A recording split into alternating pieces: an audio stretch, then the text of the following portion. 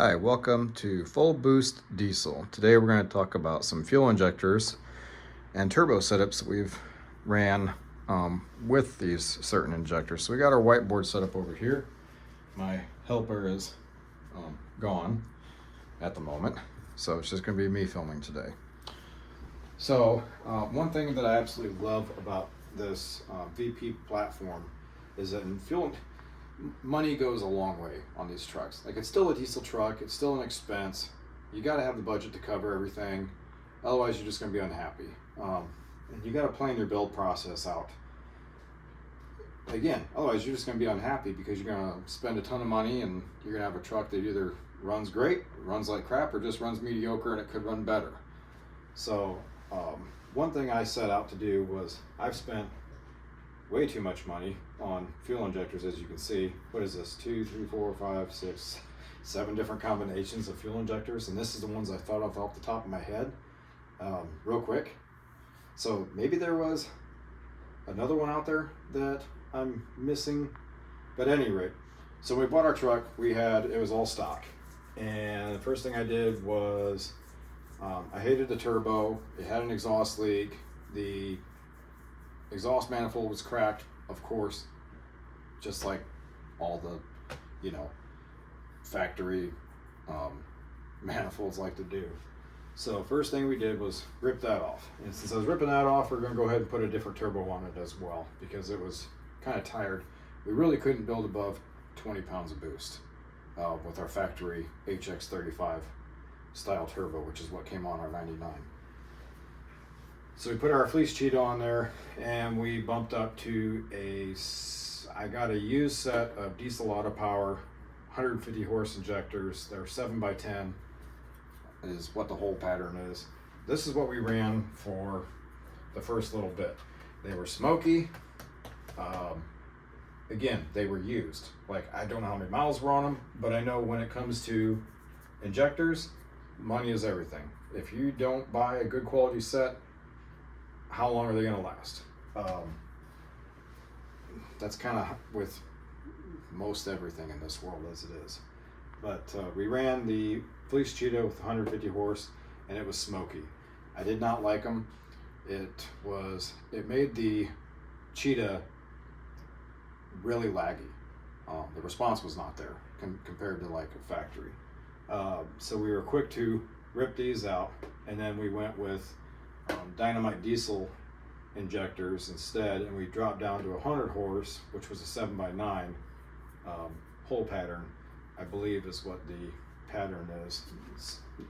My numbers might not be like perfect, but I tried coming up with the brand that I ran and what size they were off the top of my head, and then what turbo options we had at that time. So we quickly switched to these. The cheetah liked it. It spooled great. It definitely helped with some of the lag, and it cleaned it up. Like, Dynamite diesel, their big claim to fame is what? Like, running clean, like having clean injectors. They ran clean. Very, very impressed. But I got bit by the bug, the power bug. So we were quick to jump the gun and decide that we wanted more power. So from there, I do believe we went with, this is after we went to the 100s, we decided to start researching compound turbos. And I reached out to like 3 different companies, won't name any names, but the one that stood out, that answered all my questions, that gave me a good warm and fuzzy about what it is I was about to do, because I knew I was going to need a O-ringed head. I knew I was going to need better valve springs. I knew I was going to need push rods. Like, I knew what I was getting into with compounds. And somebody explained to me, it's like when you go from a single turbo to a compound setup that actually spools good, like a good set of compounds, and you reach the top of your RPM, it's almost like you just don't run out of power. Like, there is no such thing as running out of power. You hit boost and it climbs, everything's happy, and you feel your body sink into your seat, and that feeling just doesn't go away, and it just keeps a smile on your face for a very long time. So we reached out to Crazy Carl Turbos, and he built us a compound setup, and he recommended not to go anything bigger than a with our fleece cheetah and a 475 is what we put on as far as our compound kit. He recommended not going more than like 500 horsepower because of the wastegate design on the fleece cheetah. It's an HX35 style wastegate. So it's a divided turbine housing, and only the back half, if I remember right, is actually wastegated. So your choke point becomes your front half of your turbine because it's not wastegated. And he was right. I definitely noticed when we switched up to, so I wanted to get a little bit more power, so I reached out to Diesel Auto Power, and they recommended a 7x11, which was a 225 horse injector, and it really woke everything up. Like, this was a blast. This was night and day difference between these two injectors and just a single turbo, which unfortunately, I don't have any comparison about these with a compound setup, but as you can see down here, I did run a 75 horse injector from Diesel Auto Power. Just wanted a cheap set, remanufactured bodies, like nothing fancy. I think they were like 450 or 500 bucks, like just cheap. Didn't intend on keeping them on there for very long. And I only went with a 7 by, I think it's an 8, maybe it's an 8.5. I can't remember what the actual hole size is. But I went with a 75 horse. And honestly, for the amount of power that you get with 100 horse, I can't really say, the fuel savings wasn't there, which is the only reason why I bought them. So, kind of jumping around too much, I'm sorry. So we're gonna go back to, so we got our fleece cheetah and our 475, and we threw these injectors in, and it was fun. So fun that this is when we, I believe, I can't remember if I popped my head gasket by now, or if we already put the ported head on, or what. I think I did. I think we popped our head gasket, put our ported head on. I can't remember. When I put the ported head on, the fleece cheetah by itself, the turbo by itself, like when you turn the key, if the engine was hot and you had heat and pressure in the engine and everything, it would spool it, and you could actually hear it chatter. I call it chatter. You could hear it kind of chatter through the exhaust, whereas if it was a cold engine and it was a cold start, not up to temperature, you wouldn't hear the cheetah as much. But I thought I'd give it a shot. They sound cool for about a week, and then you kind of get over it. I quickly got over it. And then the choke point of just the factory HX style wastegating, it wasn't going to do my higher horsepower levels than what we intended to do anyway. So it just wasn't going to work out that great. So I do believe we kept that on for quite a while. We kept our cheetah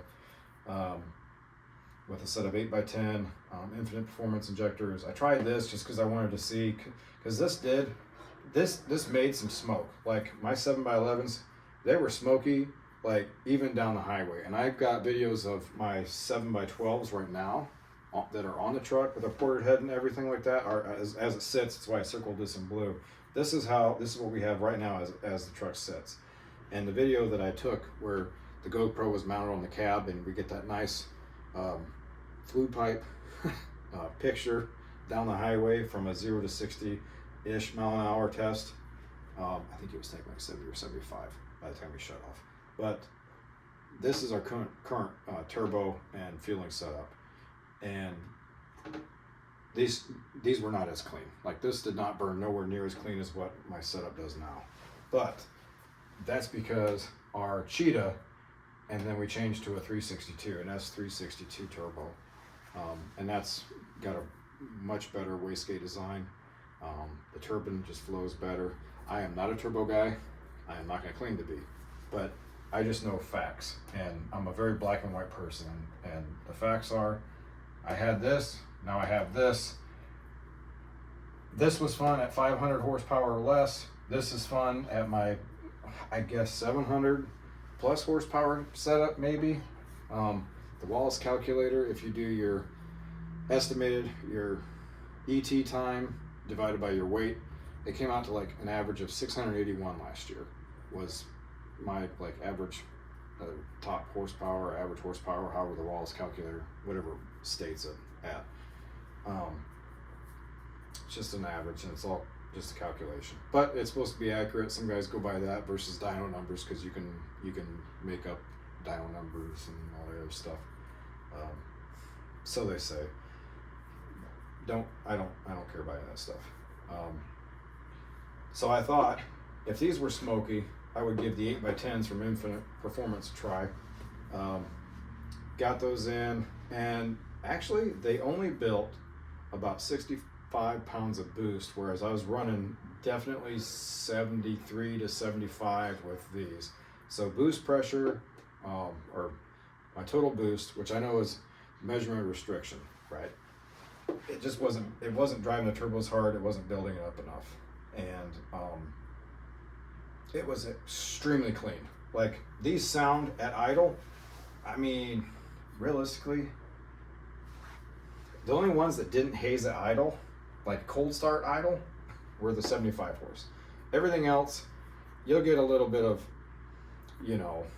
I can't really say it's a light gray white. You can see a little bit of difference in the sky when they're idling. It is what it is. It's bigger injectors. As we move up on the scale, your 240s. Like, honestly, these idle about the same haze as any of these other ones, less the factory injectors and the 75 horse injectors. They idle the same. Like, there wasn't really much difference from one to the other. As far as cleanliness goes, I'm talking about like wide open throttle down the road. What does it look like behind you? Like, are people mad, or are they like thinking that it's a cool truck? And with these, people were mad. Like, it was kind of a smoke screen. Not my purpose, not what I want. I want the cleanest running, most powerful VP platform truck I could build. That's exactly what I told Crazy Carl, and this is when we decided to go with the compound setup.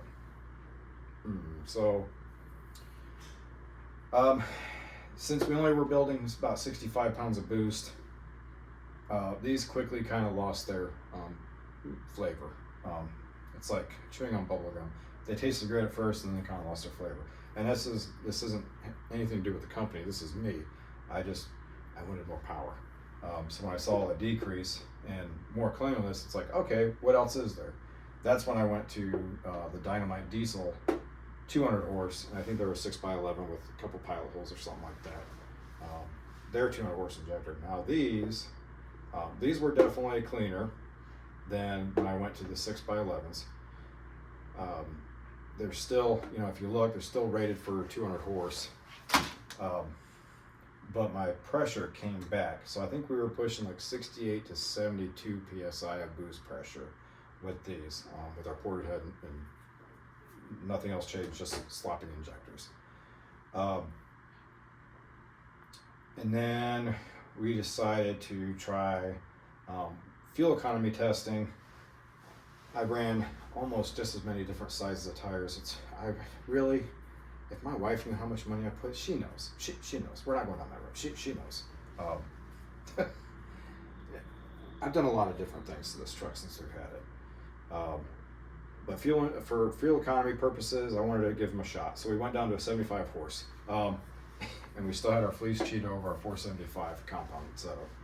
And it was clean. It still built boost. It was fun. I can't remember what EGTs were. Most of these, this one was definitely the highest EGT. This would pay like 1,300, 1,350. These two, I want to say like 1,300, high 12s, definitely high 12s. And part of that is just because we were still running the Fleece Cheetah with that HX style wastegate. It just, man, it's a choke point. On compounds, it's a choke point. Single turbo, not that bad, but it definitely didn't like the 150. It was definitely smoky and lazy, just really not all that fun. And it was more fun. The Fleece Cheetah by itself was more fun with the 7x9s. And as far as compounds, excuse me, as far as compounds go, the Fleece Cheetah 475 combo if you guys are interested in doing something like that, I do believe the Infinite Performance were about the cleanest. And just so you guys know, I'm pretty sure I spent the same amount of money on both of these injectors. The cheaper ones were definitely the Diesel Auto Powers.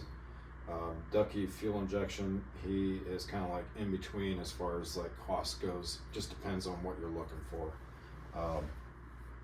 So we did some fuel economy testing, 75 horse. They were clean.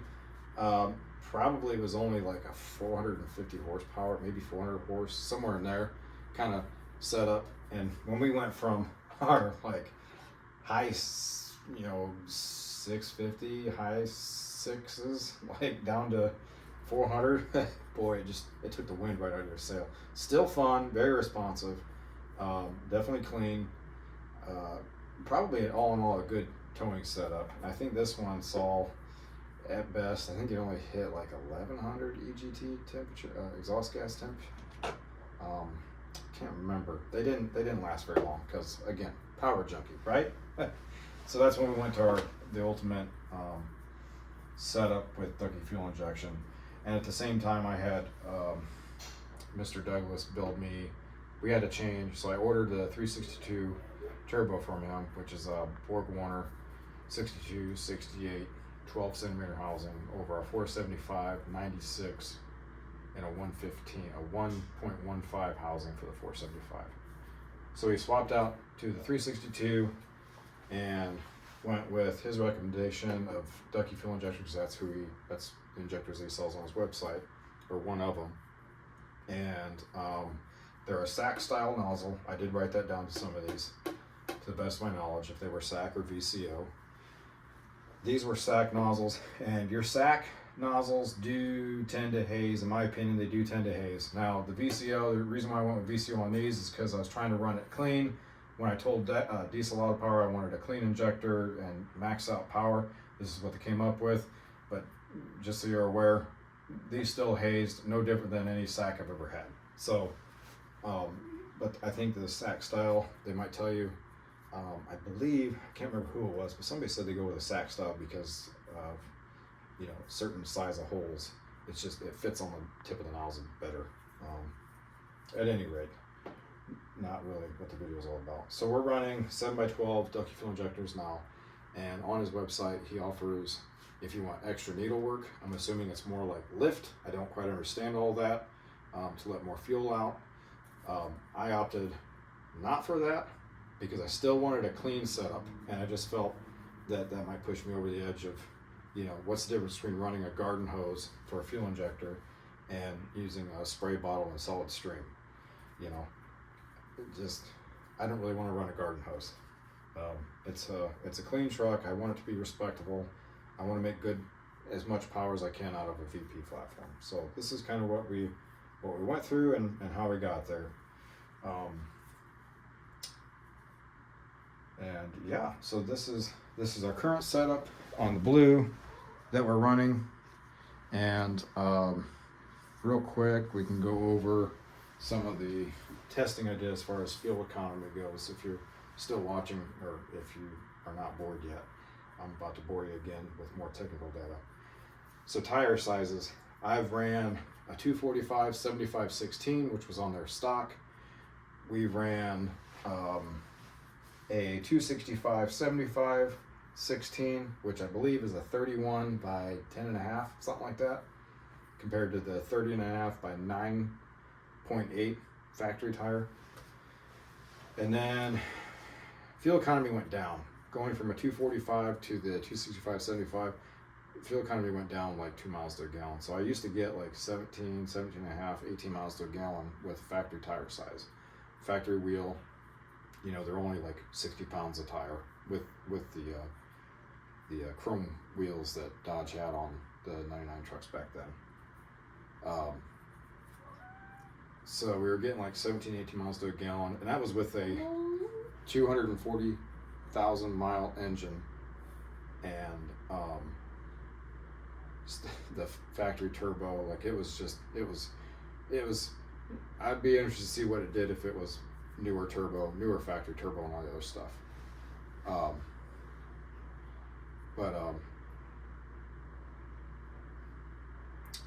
So we went up to the 265/75 tire, and we lost fuel economy. Go figure. Just more weight, more mass to spin and rotate. So also, I think they were the Goodyear Duratracs.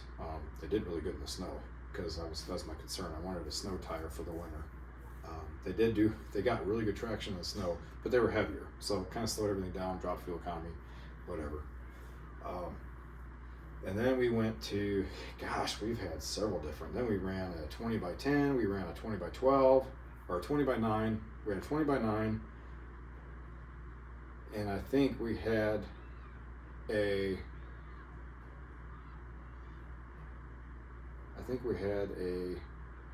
20x9, I can't remember what size it was. 275/55. So it's a 31 by 10.5 by 11, something like that. Just trying to space it out and play with the looks, because at that point in time, it was a long bed truck, extended cab, and it's really hard to make those look cool. Two-wheel drive long beds with extended cab, they just don't look cool. You can't make them look cool no matter what you do, no matter what you try. So fuel economy still went down even more, and then we ran a 20x12 and a 305/50. We ran a 20x10 and a 33/12/50, I think it was. That was the worst, because that was an all-terrain tire, 33x12.5. I think they weighed 105 pounds, 110 pounds a piece. Going from a 60-pound tire to a 110-pound, that was a big difference. Like, fuel economy just tanked and suffered. Not worth the 20x12 look, in my opinion. And they ride like crap. They steer all over the road. They follow the abnormal grooves in the road. They're not really comfortable. I don't know how people go any wider than that. The 20x10, the 20x9 definitely kind of offer the factory feel to it a little bit. The 20x10, it's still a heavy tire, still a heavy wide wheel. And then that's kind of where we're at with some of our fuel economy with those tire setups. So I ran a 245/75 16-inch tire, stock tire size, with our 75 horse, and we had I believe the 8x10s, the 200 horse on before that, and literally I kept the same tire, 245/75, same tire size, different injectors, and from going from here to here, I gained half a mile per gallon. And this was over several weeks, empty, full. I mean, well, were you hot rodding? Well, I mean, doesn't everybody drive on Tune 4 or Tune 5? Like, sure, I wasn't being lightweight with it. You know, I was still playing with it and having fun, driving it every day. But so I didn't really think that made much difference. But I did keep my foot out of it a couple weeks. I was able to, and we were able to get like half a mile to gallon only difference. The biggest difference that I saw was when I went from anything bigger than a 31 or a 33-inch tire, like anything bigger than a 31 or a 32-inch tire, going back to that 245/75 tire size. That was the largest gain in fuel economy I got. By doing that, by dropping that tire size alone with my 355 rear end, we were able to go with we were able to get like 2 to 3 miles per gallon increase just by dropping tire size. So that told me everything I needed to know. I can have a high horsepower truck with big garden hose injectors. Maybe these aren't even that big of a garden hose. I mean, I think 300 horse might be a garden hose, but bigger injector by far, well over stock size, and I only lose half a mile per gallon to maybe 1 mile per gallon. The biggest loss is when you go with bigger wheels and tires. You got more rotating mass. And that's true when you throw a set of 33/12/50s on a 20x10 on a third gen 24 valve 5.9, and you got a 410 rear end. You know, going to that 33 over that 32 by 10.5 is the factory size ish. You know, it's a big difference. You lose fuel economy, and especially if you go bigger than that on a 410 rear end. So either way, that's kind of what we're doing right now. This is our fueling setup. This is our air setup as the truck sits now outside, and we're running a 285/55 R20 on our 20 by 10s. I like the looks of those, the 20 by 10. The 285/55 Scorpion all terrains. They're supposed to be good in the snow. I thought they handled well, but they're only about 75 pounds, I think it is, about 75 pounds per tire and wheel. So I still get my high horsepower kind of feeling. I still average, like, I only drive it now for fun, so I get like 15 miles to a gallon lead footing it everywhere I go, or iron footing it since it's a cast iron block, no pun intended. We get like 15 miles to a gallon, so I can't really complain. It's about miles per gallon, I think somebody said. It's miles per gallon, not miles per gallon. But yeah, the best we did was 75s and that 245 stock tire size. I'd be curious to see what, instead of a fleece cheetah, between 75 horse injector and 100 horse injector, for the power difference, like I just felt like these were a little bit more peppier, and there wasn't much gain or loss depending on how you look at it as far as fuel economy goes. So I can't really say the 75s. I just, in my mind, like from what I remember, as far as cleanliness goes, they're both the same amount of like smoke output. It's just these just drove better and they're a little bit more peppier. And maybe that is still a seven hole pattern, different brands. So maybe that's part of it. Maybe the dynamites just burn a little bit cleaner than the diesel loud powers. I did notice that between these two. But I'd be curious if I had a smaller, like a 60-64 turbo instead of the Cheetah. I wonder how that would do as far as spooling goes and fuel economy and all that stuff. I'm not ever going to get rid of, if we get rid of this, it's because we're going bigger, which from what everybody keeps telling me, this is easily 700 horsepower, air capable. I've also been told that if you spray it, it might be able to handle 800. I know this is my low end torque. Like my low end torque, my head gasket blower is this guy right here, not so much this. But I am curious of doing some maybe testing in the future. If I can pick up an S480, dirt cheap, that will fit my 115 housing, I might slap a S480 on there just to see what it does as far as boost pressure. I believe my secondary pressure, so the 480, I believe it's going to build less boost. I think we'd have less pressure in our inner stage, which I'm not quite sure how that would interfere with everything else. I don't know if primary boost would go down or if it's going to go up or what. Again, that's the kind of testing I haven't done yet, but I'm definitely interested to see where this kind of goes. But for right now, this is my setup, and I definitely am enjoying this one the most. So I hope I covered some stuff, maybe you learned something, gave you some of my opinion. This is not like, these are just facts that I've had. I mean, there's a ton of other options out there, but as far as like injector sizes, fuel economy, you know, for what it is, I mean, 2 turbos really isn't what I'd constitute as a huge like telling sign of, you know, testing and things like that. But you know, everybody has their recipes and everybody has their opinions, but this is just what I know and what I've done. So take it for a grain of salt. Thanks again for watching Full Boost Diesel, and we'll catch you next time.